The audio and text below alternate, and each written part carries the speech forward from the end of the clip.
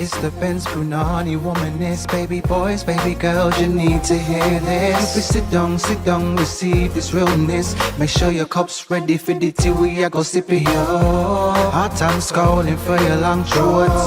You might learn something you never know. Collect you fine, and she's one of a kind. Don't say you're mine, say you're mine.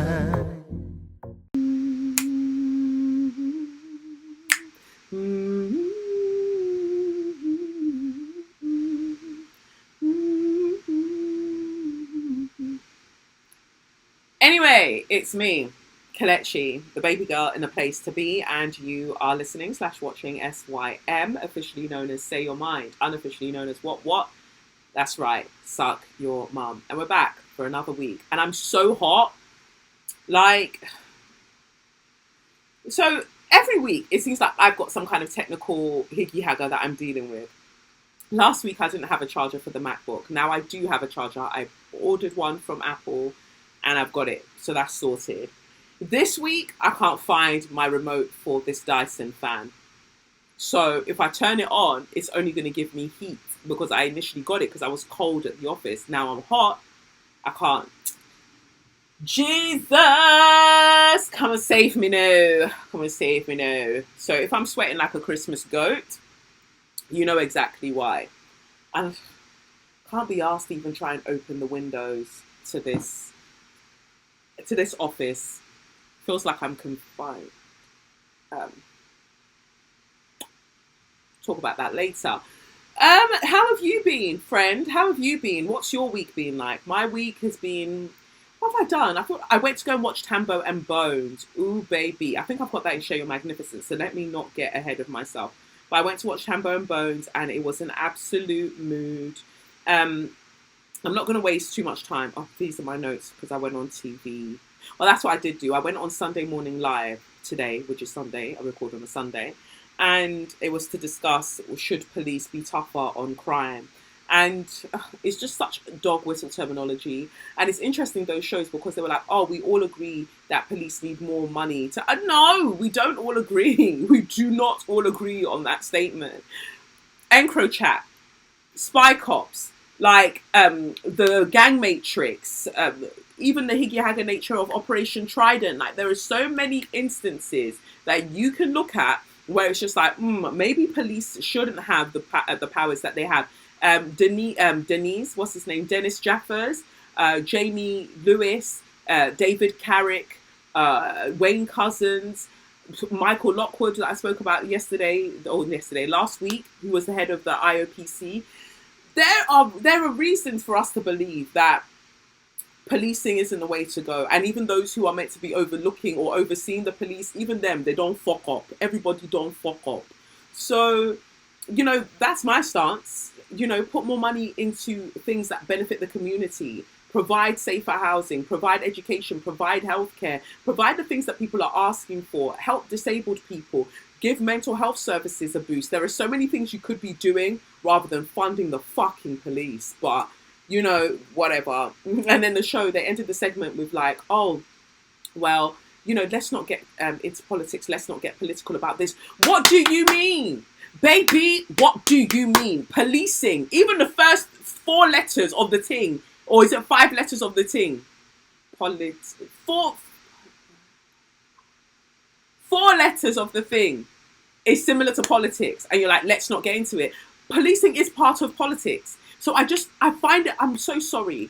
I find it really, really stupid when people are like, it's ridiculous when people go, oh, I don't really talk about politics, or I don't post any politics on my page. Oh, let's not get too political. Like, what the fuck do you mean? We're political by design because look at the world that we live in. So when you say, oh, should police be tougher on crime? And then you say, let's not get into politics. Then what are we getting into? What are we getting into? Gary or Amala? What are we getting into? I'm already raising the decibels of my esophagus to prove this point. But it just stresses me out. Because here I am, a baby girl doing baby girl things where I can intellectually run rings around a lot of people. I don't have a show. Well, I have this show and it's a cute show. Ow. But I look at these TV platforms and I'm like, how? No disrespect, but how the fuck did you get a job? But then I realized, like, if you toe the line, and again, no disrespect, but if you toe the line, there are certain places that you can reach in life where other people who talk the things as they are won't reach. And I don't need to be on those platforms. Like, this is the cutest platform going. Like, when people get to know them, who no go know. That's it. Who no go know. One day, them go know am. They go know me. Omo, I will blow. I don't blow, in fact. What's he blow? They just don't know. Anyway, yeah, that was just wild scenes. And then the ex-police officer who was like, don't get me wrong, we need to be tougher on crime and we need stop and search. But you're never going to be affected by stop and search as a white man. The likelihood of you being affected by stop and search as a white man is so minuscule. So why are you talking? Why are you talking? Reserve the bass in your voice for things that require it, because this ain't it. Who was going to stop and search David Carrick when he trigger warning? 85 counts, 85 crimes he's been charged with. Michael Lockwood, who was stop and searching him, raping a child allegedly. Dennis Jaffers, whatever his name is, and Jamie Lewis, when they took pictures of Nicole Smallman and Bibba Henry of their dead bodies. Like, who was stopping and searching them? The crime is right under your nose. Pay attention.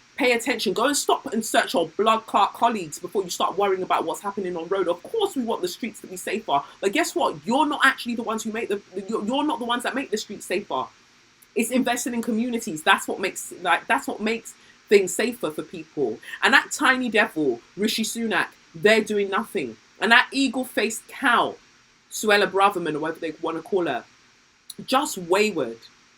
Like, why am I even getting this hot at the top of the show? Because it's actually hot in this office, is one of the points. Oh, anyway, Real Housewives of Atlanta, it's not really giving what it needs to give, but like Marlo, I know you don't watch this show, but Marlo Hampton, calm the hell down. Using your nephew as a very, very straggly storyline to attach yourself to Candy Burris is very pathetic. It's very pathetic and it's very Raz. It's very Raz behaviour. Very Raz. I feel like Candy's outgrown the show, but I know Candy likes to stay with a check, so I think she's just going through the motions. But baby, you've got so much going on for you. Why are you tussling with these girls? And that Courtney one that they try to bring in, that talks like this and likes to bounce her head, I will bounce your head against the wall. Behave. Drew, I don't even know what to say for Drew. Make your music video, baby, and maybe learn how to roller skate. Sheree, Sheree's a cutie, but there's just an eau de pathétique that she smells of. Eau de pathétique. Yeah. It's Kenya. Oh, just an unlikable character a lot of the time, but everybody just do what you're doing, man. But I just thought I would mention Real Housewives of Atlanta because I'm all caught up.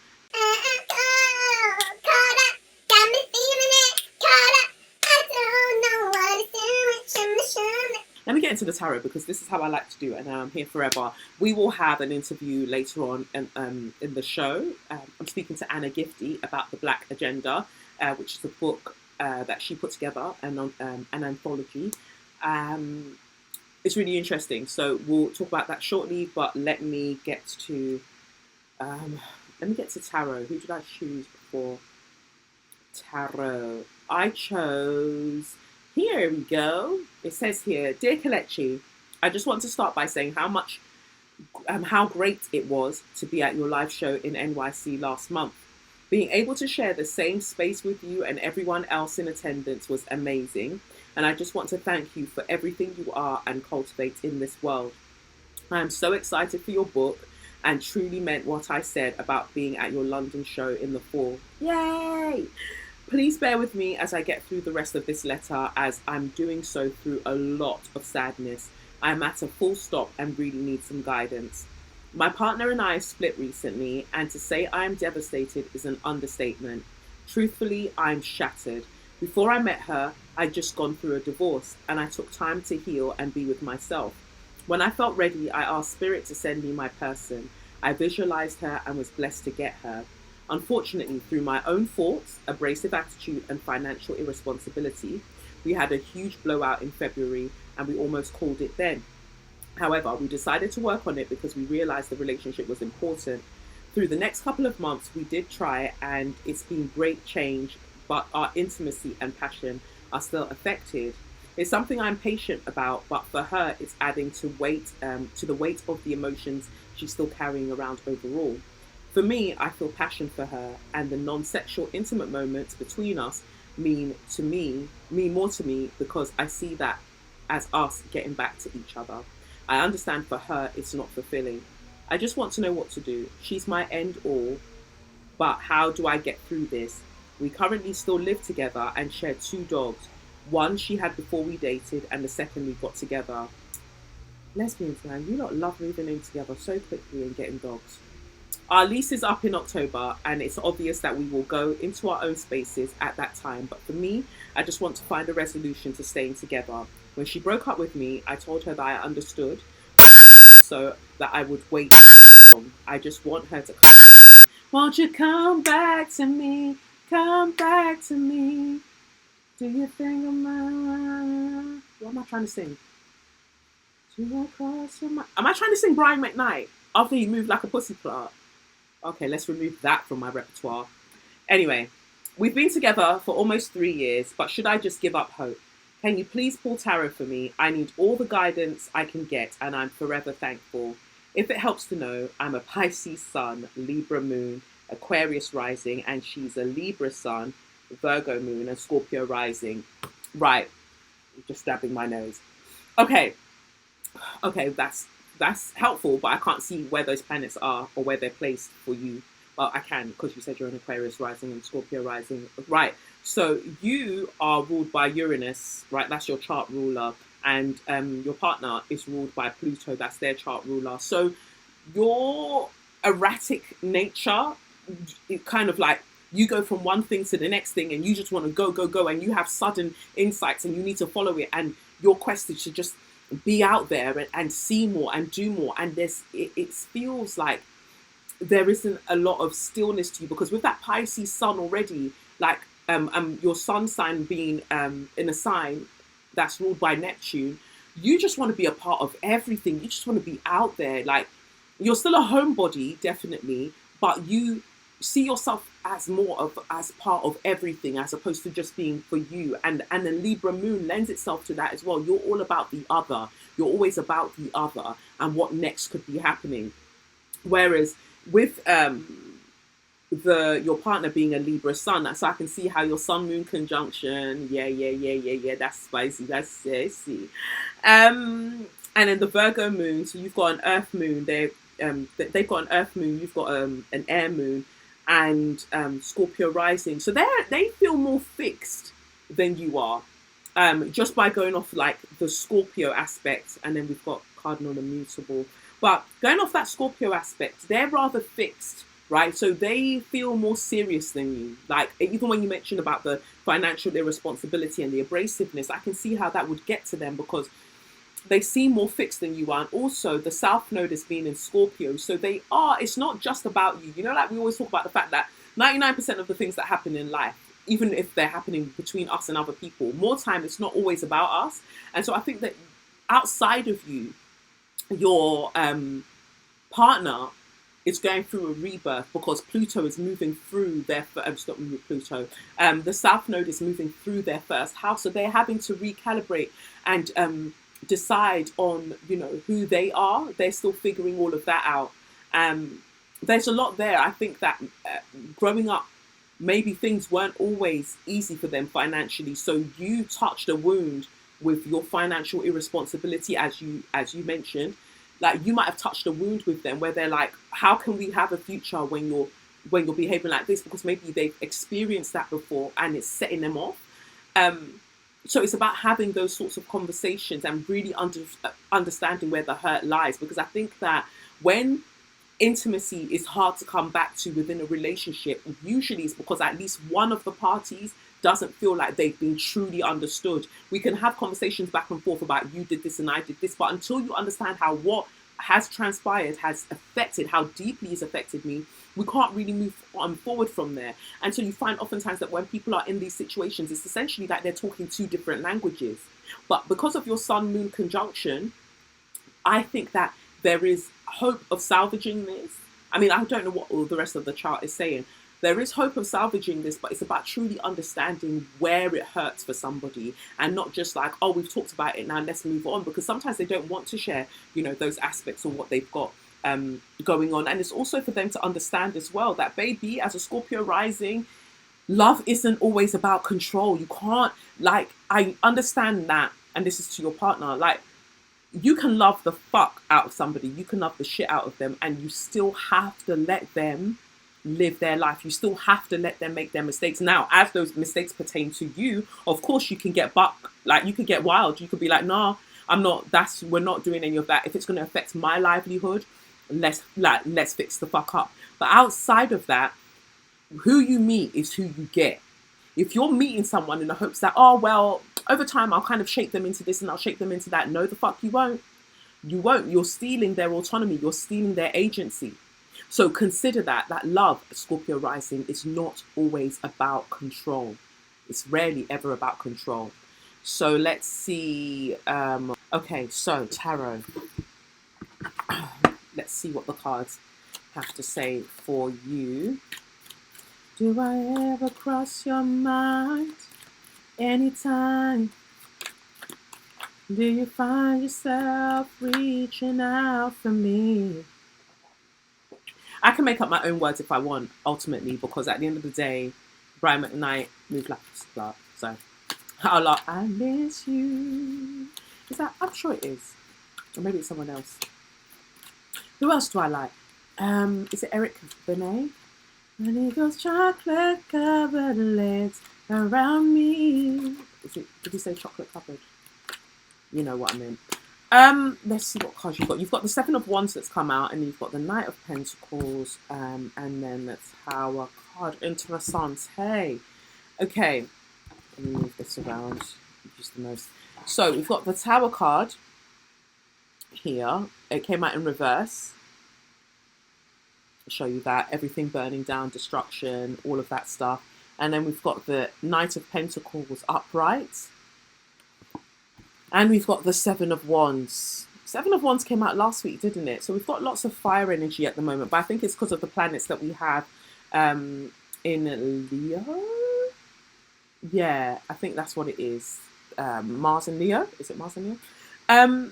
Let's see what we've got from the Dickhead in Recovery affirmation card deck that I like to call spiritual seasoning because I'm wayward. Do you like the new logo for the podcast?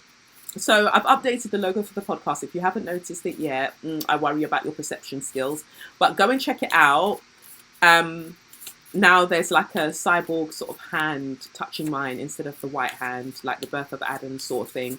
The birth of AI, the new age, Pluto in Aquarius, say, can't wait. But also it's just because it fits with the theme of my book, Edge of Here. Look at it, just shining, looking beautiful. I'm going to keep forcing this book down your throat until you order it, okay?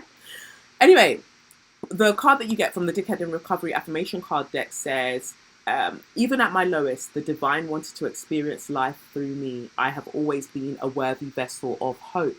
So that's also important. At this time, are you just chasing to know that you're back together, or are you actually addressing the issues? Because you've mentioned like, the abrasiveness and the financial irresponsibility. But come on, let's talk between ourselves, yeah? Let's talk between ourselves. This part, I hope you're not playing to your partner. I'm trying to help. Financial irresponsibility. And of course, I would love to see you at the September live show. I would absolutely love it. But if your partner is complaining about financial irresponsibility and you already saw me in April in New York, and then now you've said that you're going to come to London to come and see me again, think about the flight, the accommodation, spending money. I mean, if it's not a burden on your finances, baby, come through. But at the same time, maybe that's what they're referring to. If the disposable income is there, do what you're doing. But it feels like if you're having to come to blows over something, not literal blows, but do you know what I mean? If that's the situation, then maybe it's considering that, could this also be a bone of contention for them? Just think about it. So from the Wisdom of the Oracle deck, we've got number 5, conflict, and it's orphaned. That's the card that you get, and you see them. They look like a little bird. They've got a beak on their face, and then they're sat in a nest, and they just look really sad. Let's see first what it says about wisdom of the oracle. Says about orphan before we even get into anything else. So it says here, the oracle's message: we were all meant to have connections with other people within our families, society, and larger culture. No man is an island, and it's important to recognize when being a part of rather than separate from is essential to your well-being. The issue at hand is the need to find where you fit. Be true to your core truths and values. Perhaps you no longer identify with the group or community the way you did before and need to find a new situation. You might be feeling a deep sense of loss or confusion. Address the need for belonging and know that you will find your place with others of like mind and spirit. It's okay to let go of pressure to fit in. Not everyone will understand you. It's time to move on. The relationship message says, as you shift and evolve and commit to your own growth, you long for support and may be disappointed and hurt by others who are not providing what you feel you deserve. Perhaps you are drifting away from this relationship because you're in a different stage of personal growth. Perhaps you are in a new relationship and discovering that you don't share the same values and beliefs, so you feel left out, unable to get that intimate place, or unable to get to that intimate place of safety and belonging. Take heart, as Spirit knows you and loves you and will steer you in the direction of those who accept you as you are, without artifice or agenda. Don't compromise yourself to belong. It won't be worth the price. Now, I feel that what that's speaking to, because I mentioned that your partner's rising sign is experiencing the South Node, transiting it. I feel like that relationship message was more about them, because I mentioned to you about they're growing, they're changing. Some of the things that they're wanting is, slightly different. And you entered into this relationship soon after coming out of a divorce. So there needs to be some breathing room for, I know it's been 3 years, but still there needs to be some breathing room for you both to adjust to the life that you have together. 2020 fucked a lot of people up, and people aren't sitting down enough to talk about that. Your relationship happened around that time. So like a lot of people went through, well, I say fuck people up, but fuck people up in for some people in a really good way, because it tore apart, that tower energy. It tore apart everything that they thought that they knew about themselves and who they are. And then it was just like, okay, well, if I'm not this, then what am I? But I was going to sing one dirty man song, and I held myself off. But essentially, the storm is over, right? So the things that you're fearing about things coming crashing down around you, that's not where your attention needs to be right now. It's that, fam, the things have already crashed. So pick up the pieces, pick up the things that you can pick up. And if it's just soil that you have, start thinking about what you're going to plant into it this time. For you both to get to the point, or for your partner to get to the point where they're like, I don't want to do this anymore. Okay, we've reached that point. You still want to do this though. So where can you both, by respecting each other, respecting each other's autonomy, what kind of conversation can be had about what do I need to do? Where do you need to be in order for you to want this? And they can tell you the same thing, and, they can ask things of you and you can ask things of them. The Seven of Wands is about standing your ground, and it's about standing your ground. And while, yes, there might have been some things that you've done that put you in their eyes, or in your eyes as well, as put you in the wrong, that doesn't mean that you now need to just start beating yourself up. Stand your ground on certain things, not just because, you want to stay with someone that you can't say how you feel about certain things. Like, say what you need to say as well, damn it. And then we've got the Knight of Pentacles, patience. I think that sometimes you have to let people feel what they feel. Try your best to talk through everything. Really try to understand where they're coming from. Really try to, maybe it might be a case of going to couples counseling together because you're happy with non-sexual intimacy and they're saying it's not enough, right? So you're in two different modes with each other right now. So maybe it's about going to someone that can help you figure out, like, how do you match each other's desires for intimacy. But patience is required in this situation. You're not going to be able to rush them out of where they are or what they're feeling anytime soon. And in that time, there are things that you probably need to address as well. Like, how did we get here in the first place with the abrasiveness and the poor financial management? Like, address those things, because it makes you, regardless of what happens henceforth, it will make you a better partner in the future. And those two dogs, they deserve you both figuring out how you're going to do this. All right. So I pray that resonates with you. Thank you for sending your letters in. If anyone wants to send in their tarot letters, you can send it to SYM@KelechiOkafor.com. On Patreon now, on patreon.com/KelechiOkafor, I'm offering monthly reading, so a month ahead reading, or this is what your month's going to look like, and that's £33 a month. So you can sign up to that tier, and at the beginning of every month, I'll send you your reading for that month. And after 3 months, you get a 30-minute one-to-one tarot reading via Zoom.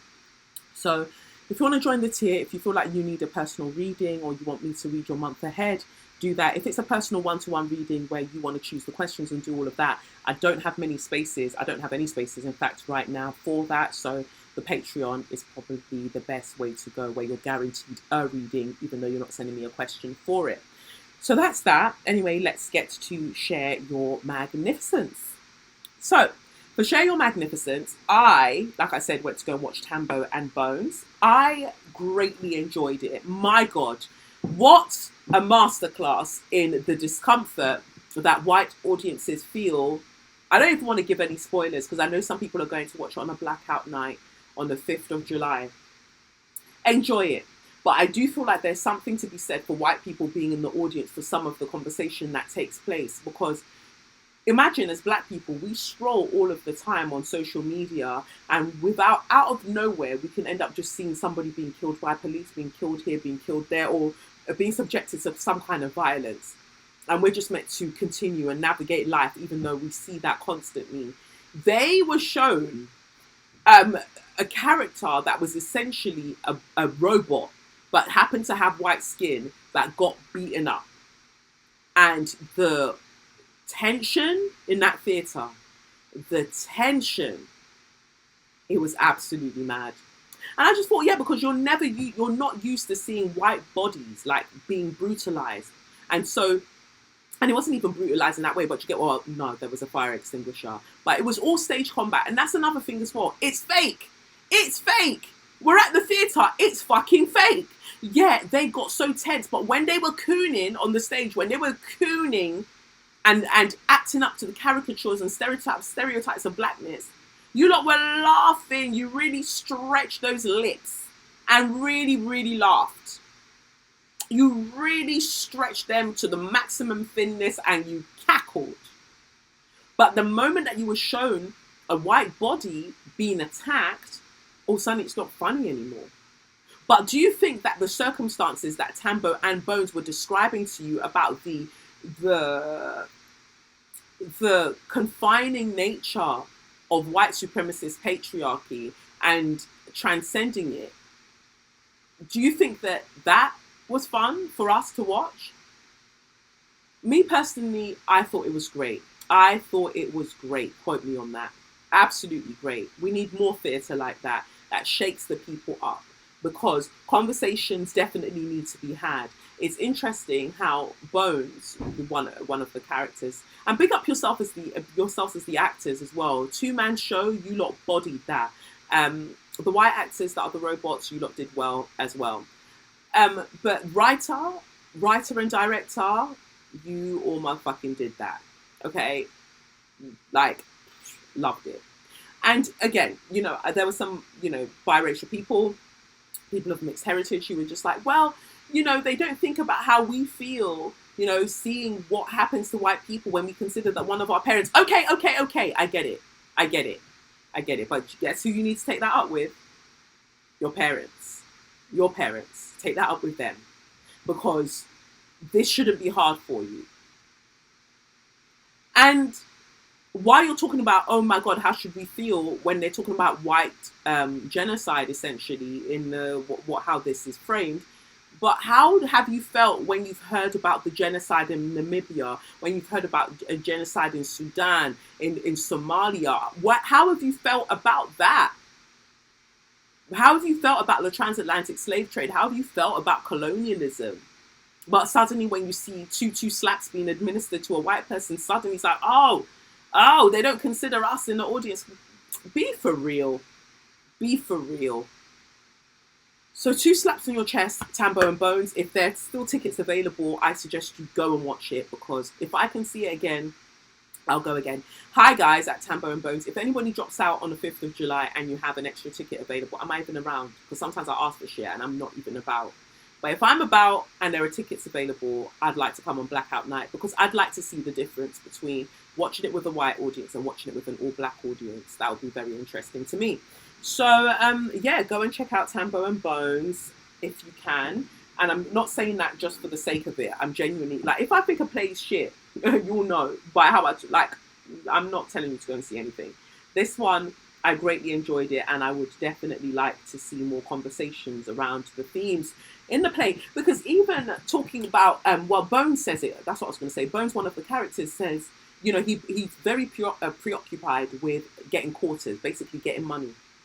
And he said, and there's this analogy that they give where they're like, oh, you know, white people essentially see themselves as the real niggas because, you know, we're not even real, as far as they were concerned with race, pseudoscience and whatever, we're 3/5 human, so we're not real, right? And so he says the real niggas, you know, they have this and they have this and they have that.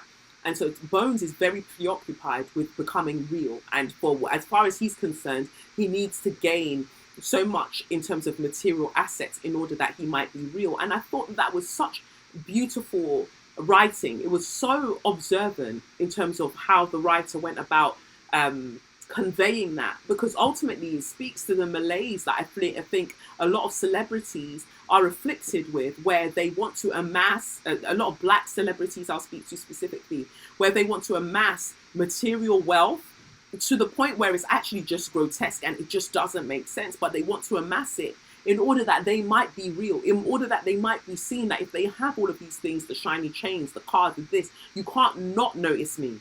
Like, you can't not notice me, I'm here now, because essentially sometimes what it is to be black is to be both invisible and hyper visible all at the same time. So those were my, you know, observations from watching it. I just thought it was really, really great social commentary. Of course, there were parts of it that were extremely inflammatory, and I don't know what to tell you. I don't know what to tell you. So if you go and watch it, enjoy. And I would, if I had the chance, I would definitely see it again. There was a Nigerian student I saw that finished top of their class at a Chinese university, and just hearing them speaking, I think it was Mandarin, so sick. It was just so cute, so cute. And it made people laugh as well. So it's like, not you knowing jokes, okay. I love that for them. Anyway, Anna Gifty and the Black Agenda, that's what I wanted to talk to you about today. So we're going to go to that shortly.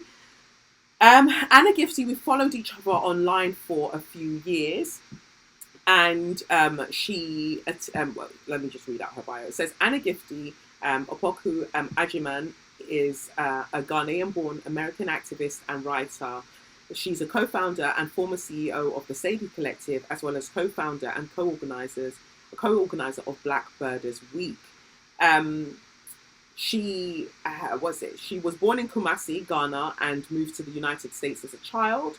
And she graduated from day school in Maryland, and then essentially she then ended up going to Harvard. So she talks to us quite a bit about what it is to navigate public policy and economics, which is what she's studying which is what she's doing her PhD on. How she navigates that, as well as this book, Black Agenda.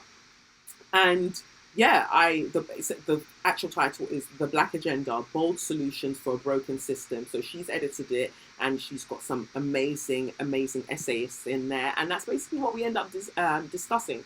So I hope you enjoy the interview, and I'll catch you in a bit. Anna, baby girl, hi. Hi. Oh, this is wonderful. Like, first, I just think we need to take a moment and just really big up yourself. Like, I just love your vim. I love your energy. I love your smart. I love your beauty. I love your care. You know, your knowledge, your care, your love. Like, it's just so pertinent. when I see the Wow, things you're that gonna you make me tweet. cry. When I see the things that you tweet and you write, and I'm just like, yes, girl, yes. But at the same time, why do we have to be the ones? Right. But you do it so well. Yeah, thank you. Likewise. So yeah, I love you. I'm in awe of what you do.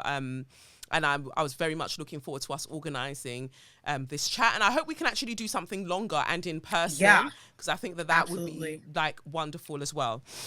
I'm just moving here so I can right, this yeah, so I can see myself. But yeah, I want us to be able to do something longer and in person. I think that there are so many things to be said, like the Black Yep. Agenda, which is the anthology that you edited.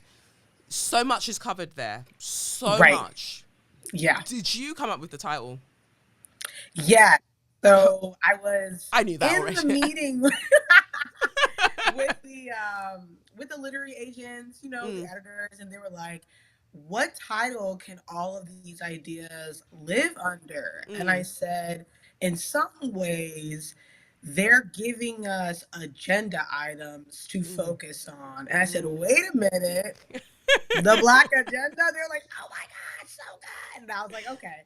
There is another book called The Black Agenda by Yeah. Glenn Ford, which is also worth reading. But Mm. yeah, this is The Black Agenda: Bold Solutions for a Broken System. Yes, and I love it, because oftentimes when we're just saying simple things like, oh hey, it would be really cool if black people weren't killed, don't start Right. with your black agenda. This is an agenda. What the agenda that I have is to be alive. It's that Right. audacious, and Right. it's ooh, it's a lot. But you you're doing your doctoral research right now, right? Yes. So I'm a doctoral candidate Wow. at Harvard Kennedy School. I study public Wow. policy and economics. Oh. And so what I tell people is I use economics to measure patterns of discrimination, Mm, and then I use behavioral science to intervene. So it's not enough to be like, that's racist. yeah. Okay, let's fix it, right? So Yeah. that's kind of what my work hopefully will evolve to. Yeah, I think it's incredible. Like, I can just imagine you're like, because you're Ghanaian born, right? I can just imagine. Yeah. Yeah, I can imagine the relatives and everybody. Ah, she's so smart. She's so smart. Literally, Like, when I but got into Harvard, my parents, because they were just telling they're as many stunting on people as they everybody. They're could. flexing on They said, "Wow, everybody. have I?" Have it. Wow. Wow. Now the pressure is getting worse out for us. All The of us, pressure man, is that getting didn't go to worse. Harvard, we're getting it in the neck. Right. But no, it's how do you find navigating such a space? Because people talk a lot about, we will all talk Yeah. about institutional racism. We know academia can be a wild place, Yeah. and I think sometimes the complexities and nuances of race and class, I think that it becomes even further exacerbated when you are in your kind of spaces. Correct. Like I think it's been such an interesting experience. So I've been here officially for 2 years, but I did a fellowship right after college Mm, and came over here as well. So what I always tell people is like Harvard is really no different from other great universities, yeah. public or private, HBCU or not HBCU. Mm, The difference is power, mm, privilege, and wealth, right? mm, So the people here are just heard more. They come from generational wealth and they display it in not so subtle and subtle ways, right? And mm, this cuts across race. So you even have Black people from upper middle class families and their own forms of generational wealth enter spaces like this, but then you also have folks who are first generation. And so you kind of see sort of the intermingling of mm, these different class identities alongside race, alongside gender, right? And mm, you get into a space like this and they say, women in empowerment, but they mean white women. In Oh, particular, they mean rich white women, right? Nino, Nino. Minority empowerment, but they mean minorities who they can package and sell Yes, on a brochure. People yes. who, you know, fit the right archetype. And so, in my experience, it's funny. Like people think I'm the latter. They're like, "Oh, she's one of the good ones." Mm. Then they put me on stage, and I'm like, "All of y'all are racist." And then it's just like, They're like, "Wait, we shit. weren't expecting that." Whoa, damn. Yes, right. Cut But the I, I mic. say in a nice way. I'm like, "Hey, like." Y'all could do better, Mm, mm, and we're mm, going to hold you accountable, and we're mm. watching you. And to Yes. some degree that still conveys the same message. Yes, yes, no, definitely, and I think that you do it so so well. I think that there's a space for all of us to convey and like communicate similar things, and choose to go about it slightly differently.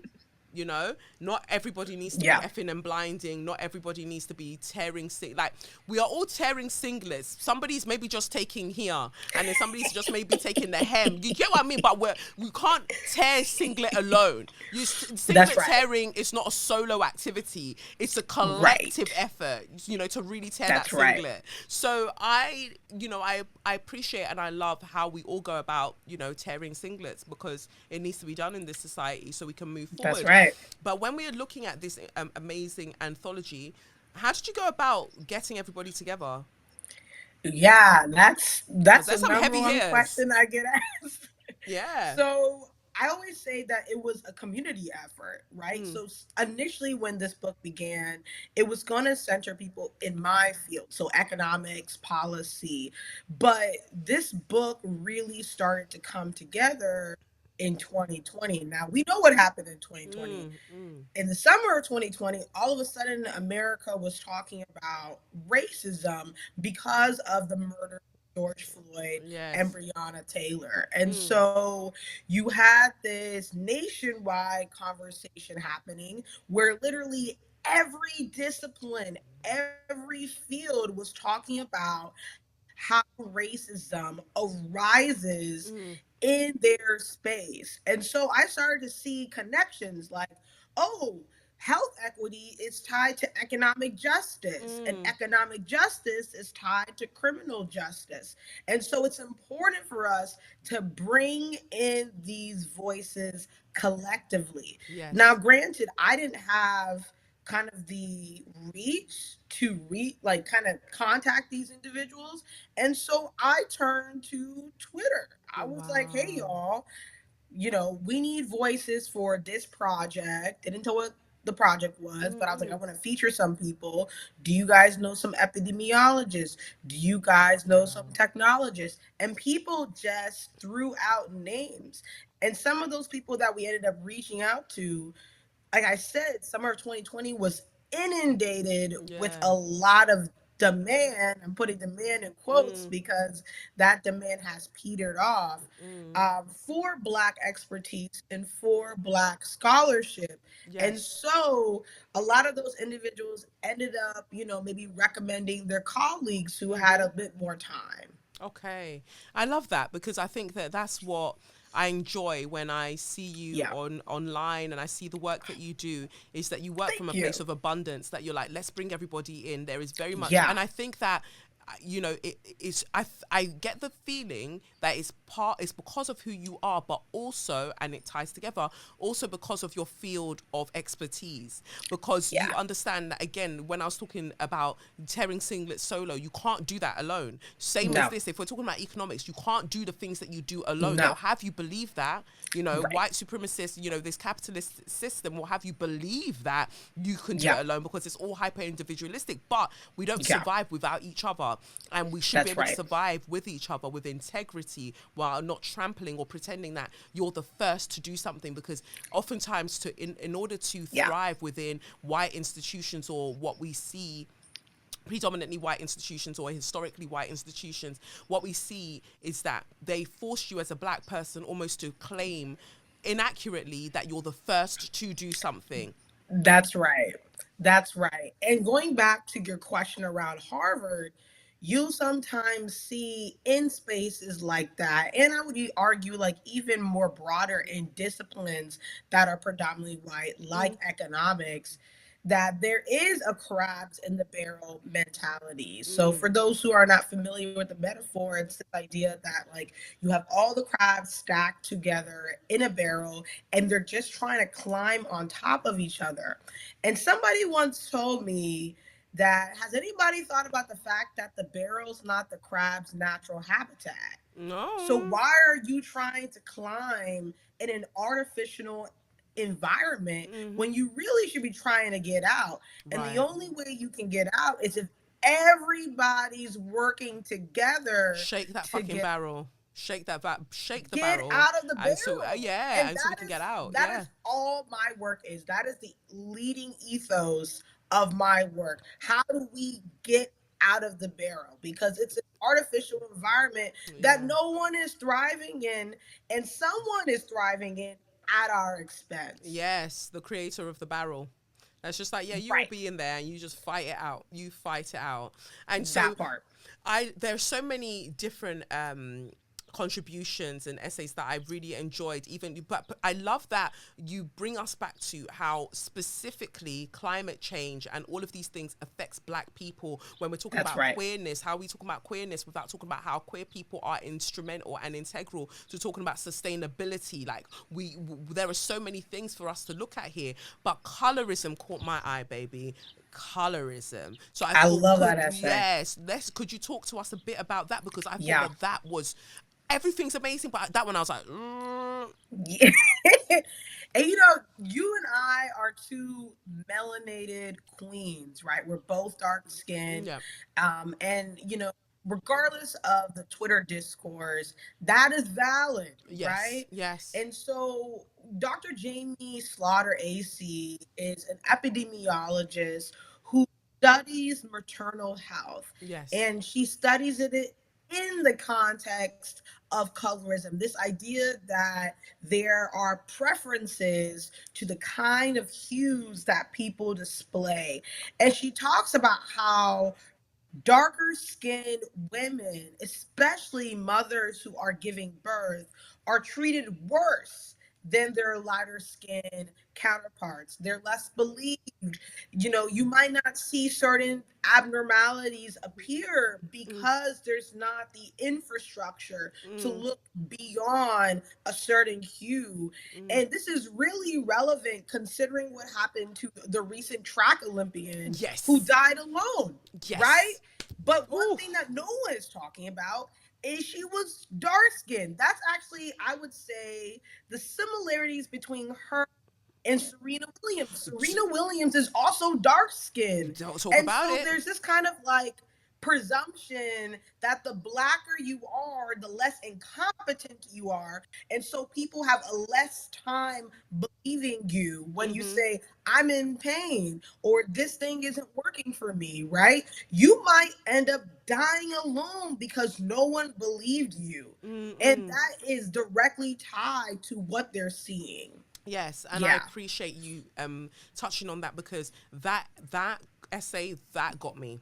That got me because Yeah. it touched on personal experiences that I've had within the healthcare system. And again, this is Wow. not to say that, because we obviously know that Beyonce had a difficult pregnancy or birthing Right. experience. We know all of these things, but at the same time, multiple things can be true at the same time. We understand these things, that racism is this, but also how that because of racism and how colorism plays into that, the darker you Yeah. are, the more aggressive that racism is likely to That's right. manifest. That is what we're saying in this situation. And I'm, funnily enough, in this episode, we are that I go on to record after our conversation. That is what I'm talking about. Like, you can't come and tell me about, oh, they were predisposed to this or they had these conditions. And no, it looks like darker skinned Black women, things that are happening when they're going to give birth, and it's wild. It's actually It's wild. wild.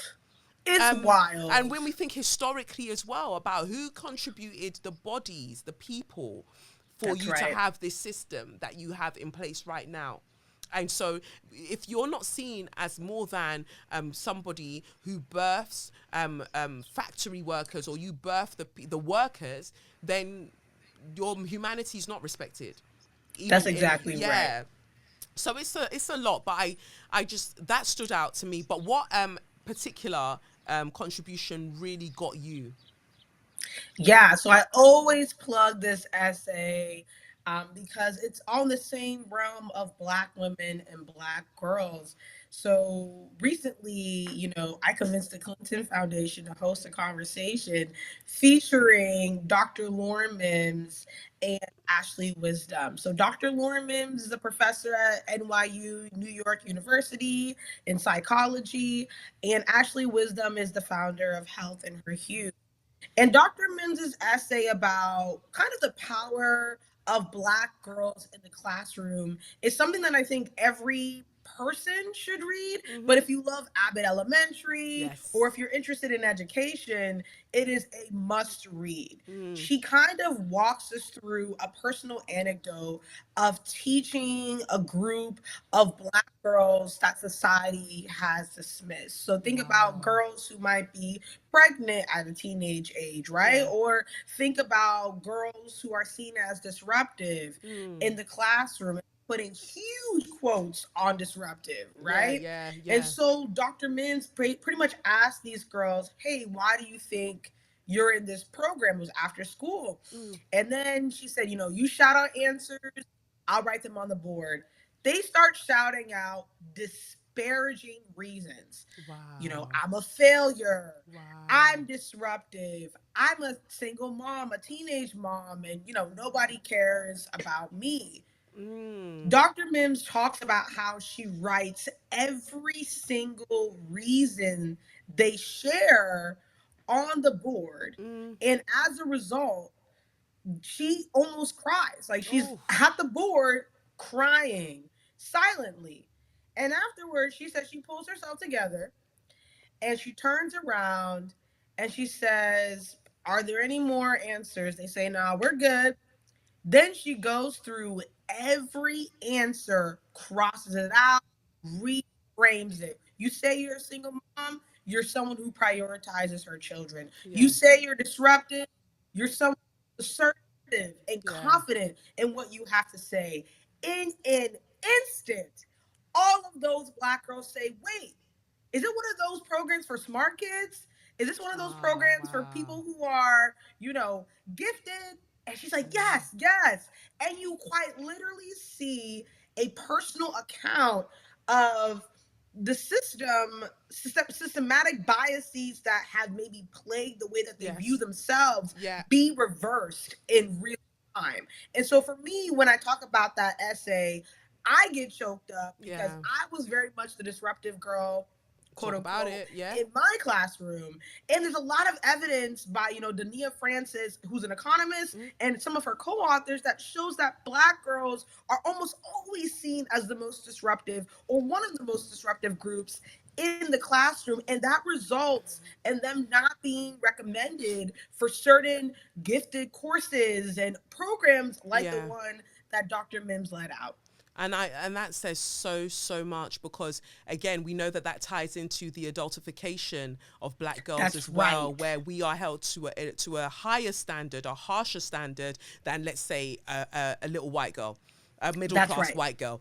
you know That's right. and so we play into that as we grow up. We feel that that's the way that we need to be, without ever reframing, wait, was I ever disruptive? Was I ever bossy? Was I ever all of these things? I remember that the Yeah. main one for me was like, oh, you're an overachiever. Like, what does that mean? What is it to overachieve? Like, I'm just achieving. I'm just Right. achieving, right? That's so right. the over, that sounds like a personal problem. Like, I'm if you can't keep up, just say, baby. Like, it doesn't have to I'm be dead. it doesn't have to be all it is. That's right. But no, I thank you so much for joining me, and of course, everyone's going to go out and support support this book, because I think it's incredible. So thank you so Thank much. you so much. But before we close, just quickly, could you tell me, because I feel like I know, but quickly, could you tell me your vision over the next 10 years? What would you like to see this book contribute to your vision over the next 10 years? What would you like to see it do, the impact? Yes. So this book is a lot of different things, a resource guide, a place that people can reference. My wish for this book, and we'll see if it can happen in America, but Yeah. let's see if we can get it to the UK, is I Amen. want this book Yes. in curricula. I want the next generation to be reading this book as Yes. part of their education, Amen. because we see what's going on with the current leadership. I don't Mm. got a lot of hope, unfortunately to say, but there are so many next generation, and I would consider us part of that, Yes. next generation leaders and young people who really do want to live in an inclusive society Yes. and Yes. don't have the tools. And so you have a lot of really great activism happening on the ground, but a lot of times what I say, ask activists, my fellow activists, is like, what is the evidence backing up what you're saying? Because when you Yes. get into rooms where people are going to interrogate you, what can you point to Yes. further justify why you are advocating for X? And Yes. this book gives you that evidence. And so I'm hoping more people will read it for that reason. Thank you, and it does exactly that. Like I was able to be able to while I was reading, I was like just underlining things, using like my phone, the app that I've got, just to be Yes. underlining things on a PDF, because I would be able to cite so many things. I'd be like, oh, that's where that came from. Because I'd just be Right. talking, girl. I was just talking. But now I have the actual citation. That's This is right. sick. And so I join you in that vision. I join you in that prayer. I join you in that manifestation. And that is Yeah. what we take forward. Thank you so much. And I Thank you appreciate so it. much. I appreciate it. Thanks for having me. And we're back. I did that, and it just reminded me of an incident that happened earlier on this week where I was just so fed up. But I won't go into that. I'll probably go into it. Should I complete the thing that I meant to complete regarding it? But it was just really annoying. Like the way that people behave around celebrities, and if they don't know you, how they treat you around that celebrity is very wild to me, because I don't tolerate nonsense. I don't. I'm one of God's favorites. I don't tolerate nonsense. So, not that God doesn't have favorites. Well, if you're a hater or you hate listen, you're not one of God's favorites. But I guess you must be in some kind of way, because you're being allowed to listen to this and learn something. So, I don't know. I wonder how many secret listeners I have. Do you know, like, people who, like, you wouldn't think listen to this? I bump into the most random people and they're like, I love your podcast. I'm like, really? Really? Wow. I love that for us, though. I love that for us, because this is a conversation that transcends generations, age. Well, that's generations, isn't it? Culture, race, gender, like sexuality. Like, we're just here to talk, is the thing. But I hope you enjoyed that conversation between myself and Anna Gifty. So you can check out The Black Agenda, Bold Solutions for a Broken System. Go and get yourself involved and read some of the essays, because they're absolutely stunning essays. Right. So, for So You Manage, I'm going down.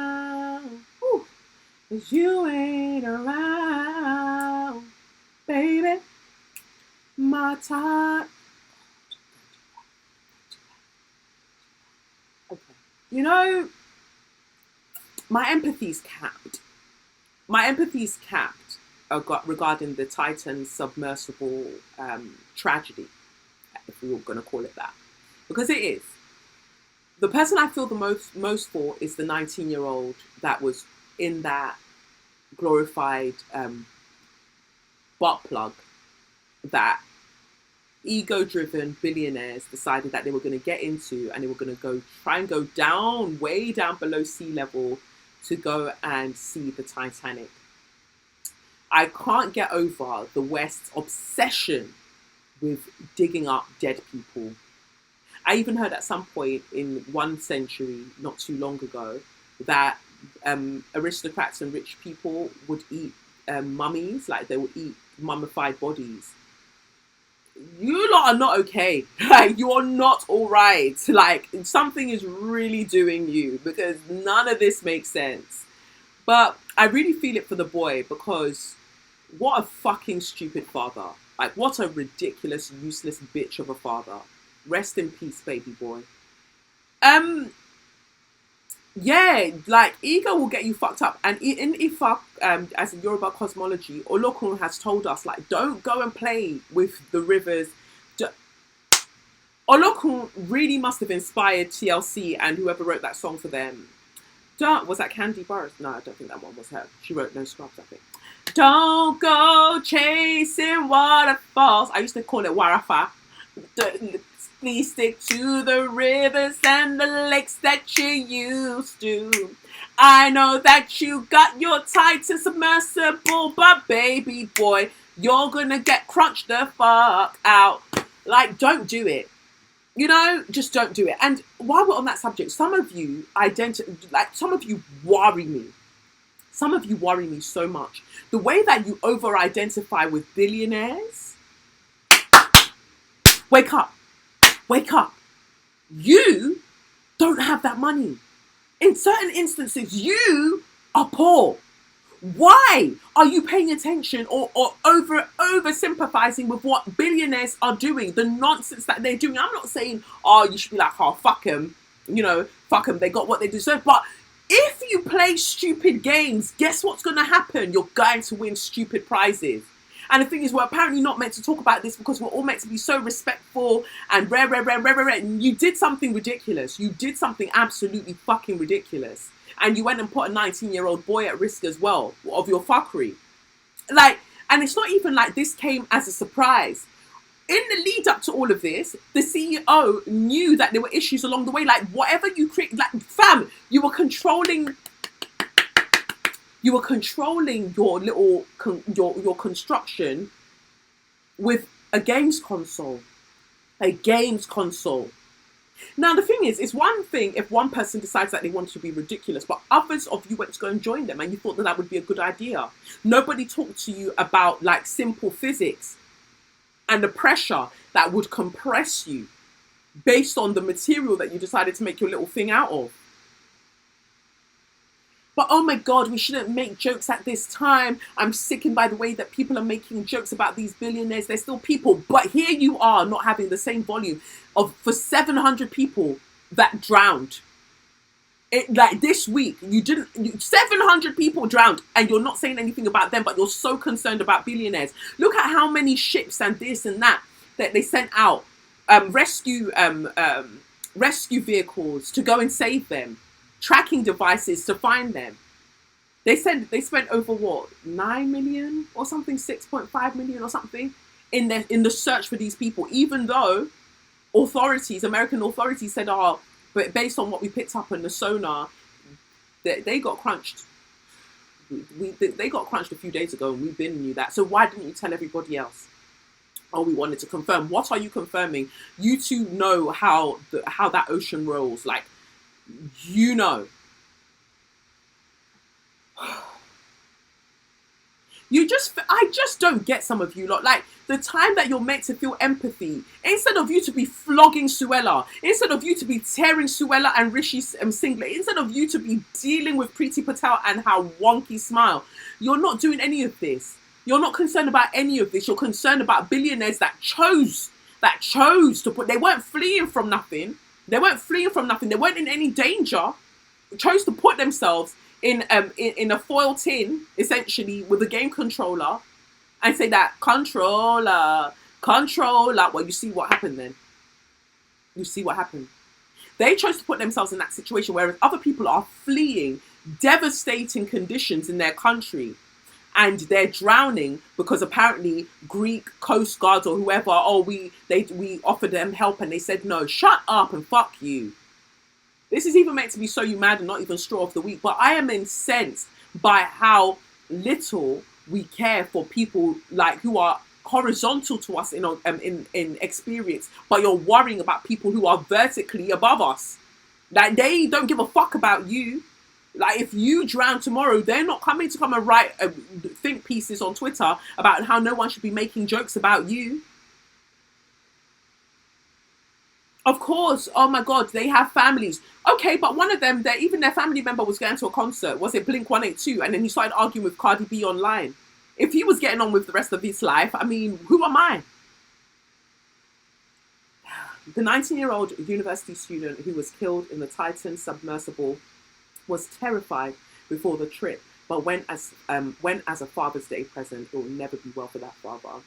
Asma Dawood, the older sister of businessman Shahzada Dawood, told Sky's US partner network NBC News that Mr. Dawood's son Suleiman was very not into doing it. Suleiman had a sense that this was not okay, and he was not very comfortable about doing it. So Suleiman had common sense, is what she's saying there. But it was a Father's Day thing. It was a bonding experience, and he wanted the adventure of a lifetime, just like his father did. His father wanted it, and that was Sule all the way. He'd do anything for anyone. And this is what I'm saying, babies. Baby people, we've got to stop doing things for everyone. Human design even says it. But Suleiman did not want to do that. I don't know what human design type he was, but he knew he did not want to do that. And so listen to yourselves. And this is not passing blame on him. I'm saying generally for all of us, like going forward, listen to yourself. If your spirit does not want to do something, you've got to put the people pleasing aside. I know that there are different dynamics here, like it's father, son, this, that. But even with our parents, like boundaries are necessary. Don't go and keep doing things that other people want you to do, even though your entire body is telling you that this is not a good idea. Because even if something doesn't happen in that moment as a direct consequence of that thing, every time you are denying your own divinity because you're trying to please other people. Your mum needs you today, your brother needs you today, or needs you tomorrow. This friend needs you to listen to them for half an hour. This other friend needs you to listen for 45 minutes. You get to work and there's all that fuckery there happening as well. Oh, Ma, when will you rest? When will you rest? Stand up. I don't mean that in an ableist way. If you can't, that's totally fine as well. But, just large up your chest, innit? Asma said the other men who were killed in the catastrophic implosion went on the trip for their own interests, unlike Suleiman. They were there for their own reasons. Suleiman was there for a Father's Day bonding experience. To be honest, as terrible as it sounds, at least knowing that they wouldn't have had time to know, they would have just been sat there enjoying themselves and then suddenly, boom, it was over. To know that my Sule didn't feel a moment's pain, describing Shahzada as a precious angel, she said he was interested in the Titanic from a young age. It was his biggest wish, dream, everything. For Shahzada, he fulfilled his dream in an extraordinary way. But did you have to take your son with you? Like, couldn't you have fulfilled that dream by yourself? No, God forbid. Like, the way that my heart is doing, like, oh, baby. Whew. Men and their fuckery, child. Ooh. He's become part of the Titanic legend. I mean, in those terms, it could be nothing greater. Well, they could be greater. They could still be alive. And speaking from her home in Amsterdam, Asma said she was glued to news coverage on the Titan. I feel disbelief, Asma said, speaking through sobs. It's an unreal situation. I feel like I've been caught in a really bad film with a countdown, but you didn't know that know what you were counting down to. I personally have found it kind of difficult to breathe thinking of them. Both British citizens, Shahzada and Suleiman Dawood, were members of one of Pakistan's most prominent families. The family's namesake business empire, Dawood Hercules Corporation, has investments in agriculture, the health sector, and other industries. Interesting. Billionaire Shahzada was the vice chairman of the Karachi-based Engro Corporation and an advisor to Prince's Trust International, a charitable organisation founded by King Charles. Of course, his own name will be there somewhere if there's dodgy dealings to be done. Suleiman, I'm sending you so much love, and I'm so sorry that everything happened the way that it did. I am so sorry. I am so sorry that you were surrounded by fucking idiots as adults. I'm so sorry. I pray that it wasn't horrid and painful, but still, you deserve to have had all of your life not snatched away from you because of irresponsible people with lots of money. So for you, I feel it. For everybody else, I've got absolutely nothing to say. Nothing to say. But what I will say is that every other day, if not every day, there are people who are trying to flee situations that whatever country that you're in, whether it's Britain, Canada, France, wherever, Europe, and the Americas, whatever country you're in, your country is likely instrumental in destabilizing the countries that these people are fleeing from. So how fucking dare you say that they should drown in the ocean because they didn't come to the country in a legal way. Meanwhile, you've blocked all the legal routes. Fuck you. And Suella, rot in hell. Anyway, that's that for So You Mad, in case you were wondering. Is that for So You Mad? Because you know what? I send Jonathan so many things that I plan to cover on this week's episode, and I get to it and I'm just like, girl, you can't talk about everything that's happening. Like, there's just a lot to go through. I think the main thing that I wanted to talk about was the Titan submersible, and just to implore all of you, just do not go and put yourself in very wogga situations. Yeah, a lot of it is the Titan submersible and Cardi B arguing with one of the billionaire's sons over Blink 182. And also, yeah, just rest in peace, if possible, to all of the people who suffered the tragedy on Greek waters. And all the people who have come before them and likely to come after them, because this situation is fucked up. Yeah, everyone's just talking. Oh, I saw this that I thought was interesting. So this girl has a complaint, or this young woman has a complaint. Let me see if I can play it to you. Hold on. My worker. So today my boyfriend and I will be filming some spicy content for my Okay, I'm not being rude, and this is not to be disrespectful to this girl in any single way. This is not coming at her at all, but I'm offended because I am a 29-year-old professional in a respectable job. I own my own place. I pay my own bills. I pay my own way. I have only had 2 boyfriends in my lifetime, and the one lasted 6 years, the other one lasted 3 years. I don't even post my ankles, much less my thighs, much less my ass on social media. All you getting is Head and Shoulders like the shampoo. All you getting is a mugshot. Bitch, I never got pregnant, dropped out of school, had an abortion, joined the gang. If you was to look on social media right now, you will find nothing. You're not going to find news. You're not going to find me fighting people online. You're not going to find me doing none of that. The most you'll see me doing is cracking some goddamn jokes. And I'm single.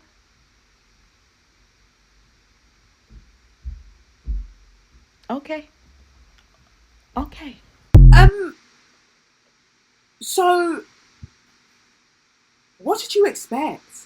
This is the thing, like, the pick-me's are really struggling because and I literally, oh my God, I literally just said it. If you are living your life for somebody else, you're always doing the things that you think other people require of you, you're going to harbor so much resentment. Like, that is exactly what she's showing us right now. Who did you do all of those things for? The house, the this, the studying, not joining bad gang, all of these things. I've only had 2 boyfriends, so you say, only 2 men have crossed it. All right, cool. You've done all of that, and 6 years and then 3 years. That's 9 years. Go. You've been doing well. Some people haven't smelled cock forever. You smelled 2 in 9 years. Chill out. Rest. If that's the big issue. But all of this, I've done this. I've essentially been a good girl, and I've ascribed to everything that patriarchy's told me to do, and I haven't been awarded a man. Is it an award or an affliction? Is what you should ask yourself.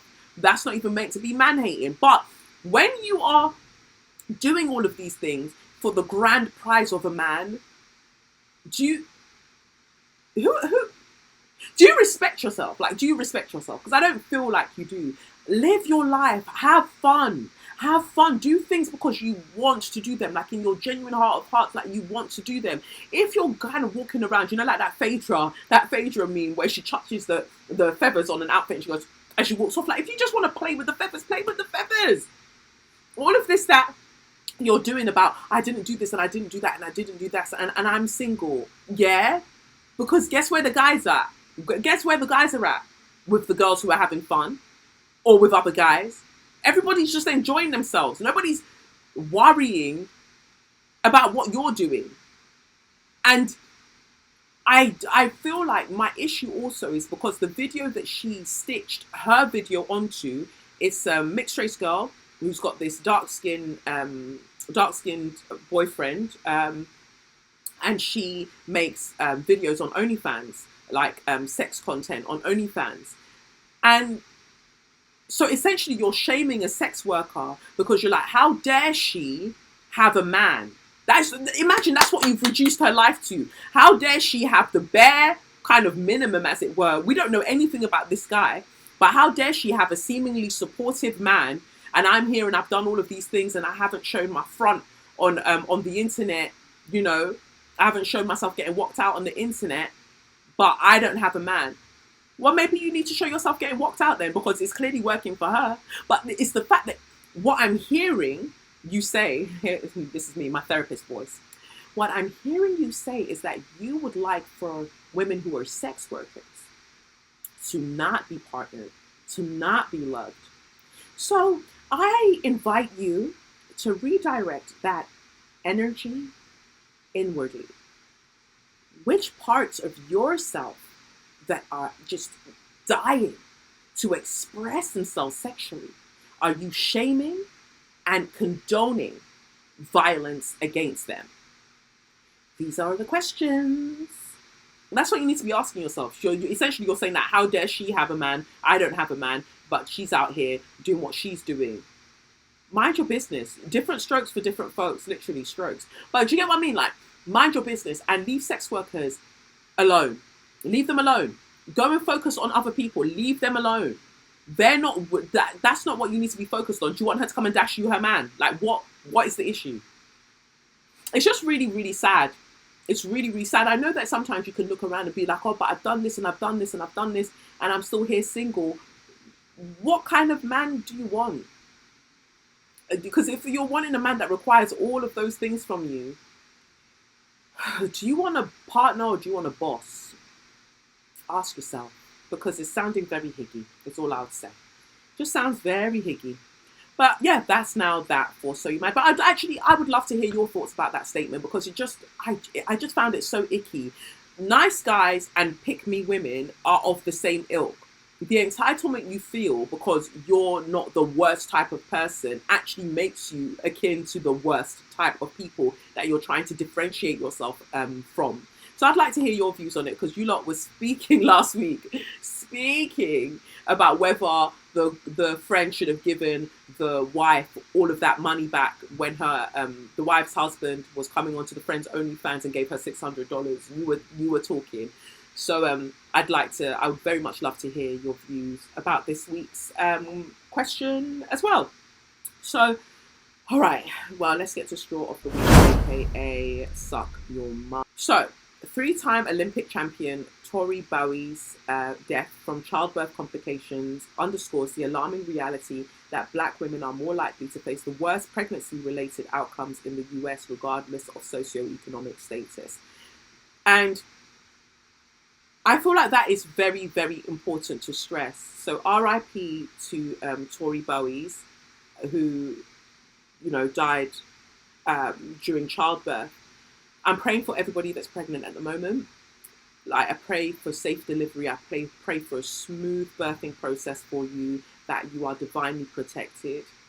And at the same time, I really want to fuck up the system that allows for these deaths to take place, because it's ridiculous. People try to say, oh, maybe it's to do with the amount of money you have because you can't get private healthcare. No, because even when you have private healthcare, Serena Williams had private healthcare, Beyonce had private healthcare, like Alison Felix probably had private healthcare. So they have to pay for their healthcare regardless. So what are you talking about?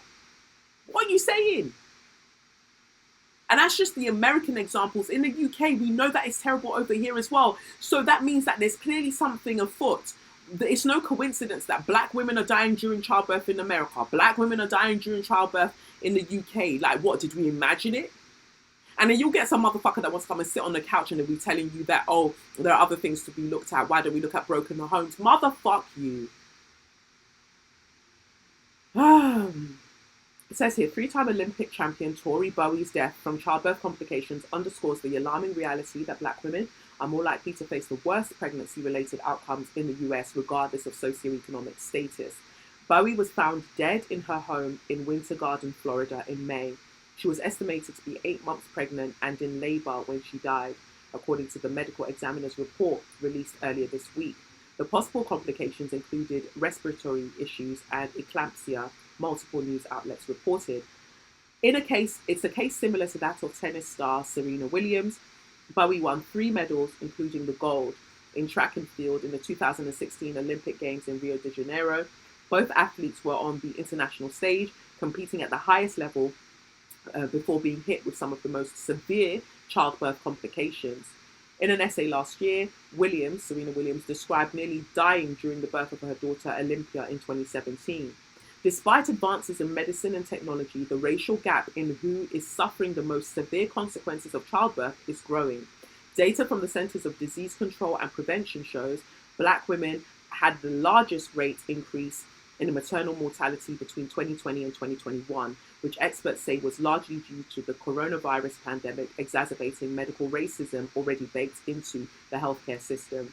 In 2021, more than 360 Black women died of maternal health causes across the country, up from just over 290 in 2020 and more than 240 the year prior. It's wild. It says here, Black women have a very difficult time being heard when they have concerns during their pregnancy. Knowing what to look for during pregnancy can help patients spot early signs of complications and advocate for themselves in doctors' offices, experts say. Elevated blood pressure readings, blurred or spotty vision, and a headache that does not go away with over-the-counter pain relievers could be signs of preeclampsia and dangerous pregnancy, which is a dangerous pregnancy complication that causes high blood pressure. The baby's well-being can often be judged by its movement in the belly. Every baby has a unique pattern, so your second and third child will likely move differently than the first. But everything that feels off or not quite right is worth getting checked out by your doctor. And that's the thing. They say that everything that doesn't feel right is worth getting checked out by your doctor. But you go to the doctors and you're trying to talk, or you go to the midwives and you're getting shooed away. Or like, oh, it's not that serious, go. Something needs to change. Something needs to change immediately. It's recommended here that you check in, like I said, with the doctor. Still, Black women are often ignored or dismissed when they speak up. Experts say it transcends our socioeconomic status, it transcends your education, it transcends your profession. Patients should trust their bodies and find care providers that will listen. Having additional advocates such as family members, friends, midwives, and doulas around before, during, and after delivery can also help families experience a healthy pregnancy. Bowie was found when sheriff deputies conducted a welfare check after she had reportedly not been seen or heard from for several days. It sheds light on what experts know about when a large percentage of maternal deaths occur, which is during the postpartum period. We know that over half of the maternal deaths happen after the time of delivery, and a third are entirely out of the medical space. We need to think about what we are doing in between when patients are in contact with the medical system.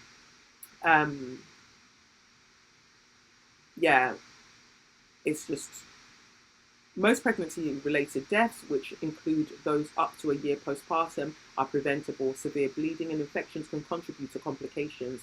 Some states across the country have made moves to expand Medicaid coverage from a few months postpartum to a full year after childbirth, given the rates of death. There is nothing wrong with Black people, said Williams. This is another Williams that wrote this piece about why these disparities persist. This is about the downstream consequences and reverberations of systemic racism in our society, about whose voices matter, about who has access to care, and about how toxic stress is experienced within our bodies. Rest in peace, Tori. Like, it's just wild. Because people will tell you, just be healthy and have a healthy pregnancy. Olympians are one of the healthiest people that you're going to find. Top tier athletes, like elite athletes, are the most healthiest that you're going to find. And even they are dying, if not almost dying during childbirth. Come up with another lie. Immediately come up with another lie. You don't want to address what the actual issue is, so you're telling us and talking us around the houses. Like, stop. It's ridiculous now. Whew. Well, that's all I wanted to say. That's me. That's me done for this week. I'm done. God, I've got to go do something else in a bit. But it's been great. I mean, I didn't feel like I wanted to record today, but I'm glad I did. You know, I'm glad I came through and did what I needed to do. I feel tired. I haven't had a massage from Pendulum Massage in ages. I feel spent. I feel exhausted. I feel like I want her to give me a scalp massage because my scalp hasn't been massaged in forever. So a scalp massage and a tummy massage, I think, would be really, really good as well, because I feel like I hold a lot of tension in my tummy and my shoulders. So I think I want a massage. I'll try and see when I can book that in. Just want to eat cute food and live a cute life, you know? Then instead you get racists shouting at you down the street when you're trying to record a video, and just having to deal with fuckery when you're on TV. It's a lot. I am tired. I'm tired. But I hope that you enjoyed this week's episode. Like I said, you can pre-order the book. You can get your tickets to the live show. You can join me on Patreon if you want your month ahead readings that are personalised to you. Yeah, I think that's it. Well, take care of yourselves and each other. Aw. Well, yeah, take care of yourselves, and I guess I'll catch you next week. Catch you on the flip side. No, because I haven't said. I've been Kelechi Okafor, and this has been SYM. Officially known as Say Your Mind. Unofficially known as what? That's right. Suck your mum. Okay, now, really, for real. Catch you on the flip side. Peace! It's the Benz Punani womanist, baby boys, baby girls, you need to hear this. If you sit down, receive this realness. Make sure your cup's ready for the tea, we are go sip it, yo. Hot times calling for your long shorts. You might learn something you never know. Collect you fine, and she's one of a kind. Don't say your mind, say your mind.